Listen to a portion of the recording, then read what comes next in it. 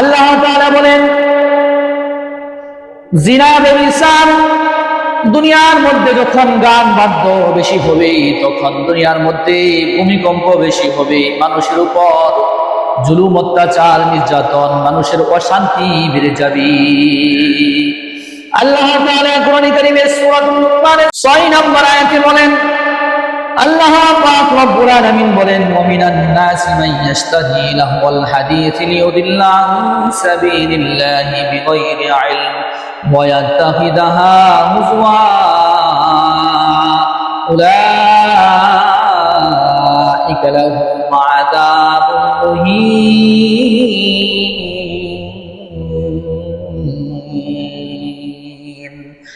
আল্লাহ তাআলা বলেন, দুনিয়ার মধ্যে যখন গান বাদ্য বেড়ে যাবে, জিনা ব্যভিচার বেড়ে যাবে, মানুষ যখন এমন এমন কিছু কথাবার্তা বলবে, এমন এমন কিছু আয়োজন করবে যেগুলি গান বাদ্য করা হয়, এই আয়োজনের মাধ্যমে মানুষের দুনিয়ার কোনো উপকার আসবে না। আল্লাহ তাআলা এই আয়াতের মধ্যে বলেন, যারা গান বাদ্য শুনে জিনা ব্যভিচারের মধ্যে লিপ্ত থাকে, আল্লাহ পাক রব্বুল আলামিন তাদেরকে এমন আযাব দান করবেন, উলাইকা লাহুম আযাবুন মুহিন।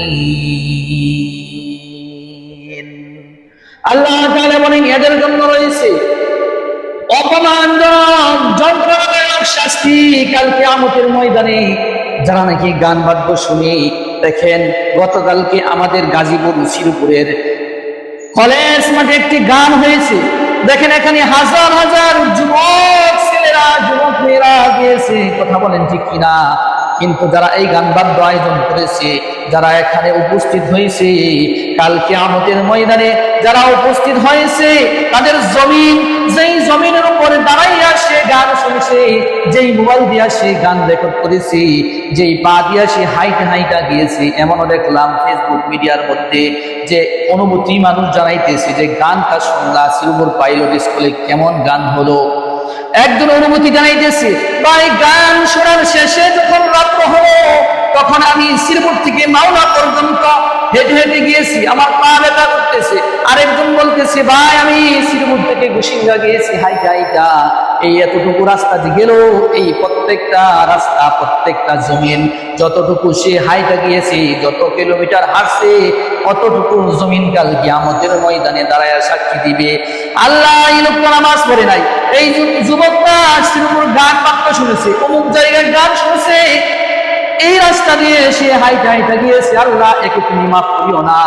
দেখেন সম্মানিত মুসলিয়ানি কেরাম, গত জুমায় দুনিয়ার মধ্যে ভূমিকম্প হয়েছে, মানুষ বলতেছে যে 2-1 মিনিট ভূমিকম্প হয়েছে, 2-1 মিনিট ভূমিকম্প হয়েছে, এই কথা মানুষ বলে নাই, মানুষ বলতে 2-1 সেকেন্ড ভূমিকম্প হয়েছে।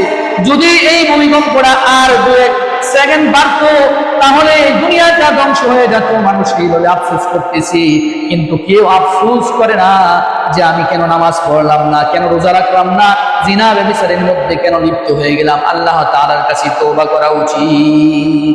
দেখেন ভূমিকম্প এমন একটা আমাদের জন্য শায়েস্তা শুরু, যদি ভূমিকম্পটা ঠিকঠাক মতো ভালোভাবে হইতো, তাহলে আমাদের এই দেশ একেবারে অচল হয়ে যেত না? অচল হয়ে যাইতো কিনা? কিন্তু ভূমিকম্পের একটা উৎস হলো, যখন নাকি দুনিয়ার মধ্যে এই সমস্ত পাপাচার কার্য বেশি হয়ে যাবে, তখনই এই দুনিয়ার মধ্যে আল্লাহ পাক রব্বুল আলামিনের তরফ থেকে আযাব গজব চলে আসবেন। এখন শীতকাল আসলে দেখবেন বাউল গান শুরু হয়, বিভিন্ন নাট্যমঞ্চ শুরু হয়, বিভিন্ন গান বাদ্য শুরু হয়, কথা বলেন ঠিক কিনা?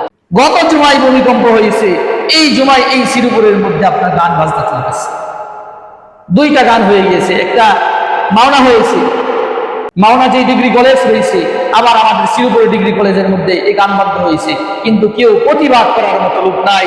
আবার গণে হিসাবে যদি আপনি ধরি, এই শ্রীপুরের মধ্যে, গাজীপুরের মধ্যে 100 থেকে 98 ভাগ মুসলমান প্রতিটা ঘরে ঘরে আছে, কথা বলেন ঠিক। সম্মানিত মুসলিয়ানি কেরাম, তাহলে এগুলি আমার আপনার বলতে হবে। যেই যুবক এগুলি কথা প্রতিবাদ করবে, বলবে, মানুষকে দিনের দাওয়াত দেবে, সেই পাক্কা মুজাহিদ, সেই পাক্কা ইমানদার ওরা, কথা বলেন ঠিক কিনা?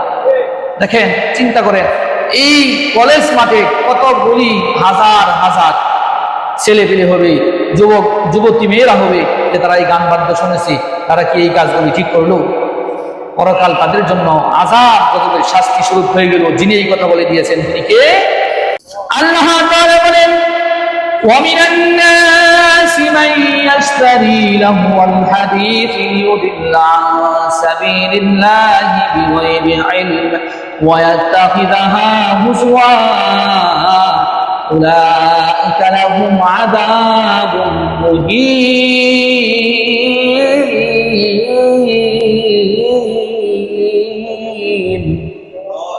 আল্লাহ তাআলা বলেন, উলাইকা লাহুম আযাবুন মুহিন। এই আয়াতের মধ্যে আল্লাহ তাআলা বলেন অপমানজনক শাস্তি হবে যারা গান বাদ্য শুনবে। কেমন শাস্তি হবে? কাল কিয়ামতের ময়দানে তাদের শাস্তি শুরু হয়ে যাবে। এই সমস্ত গান বাদ্যওয়ালা ব্যক্তিদেরকে যখন কবরের মধ্যে রাখা হবে, তখন তাদের আযাব গজব সেই কবর থেকেই শুরু হয়ে যাবে। আর কিয়ামতের ময়দানে তাদের জন্য থাকবে অপমানজনক শাস্তি।